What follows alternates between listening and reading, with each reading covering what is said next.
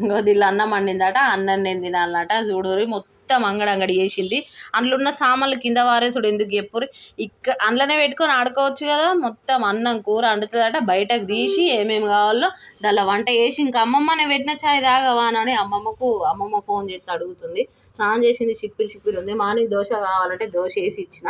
ఇక కొంచెం టమ్మి ఫుల్ అయింది. ఎగ్ ఉడకబెట్టిన అన్నం తినబట్టాలి అంటే తినా అని అంటుంది. మస్తు ఉడకబోతుంది కుండలో పెట్టినట్టు. ఇక అందరు ఎట్లుంటారో ఏమో. నేనైతే మా అమ్మ వాళ్ళ ఇంటికన్నా అమ్మ పండుకుంటామనంటే పోరని అన్నది మా అమ్మ.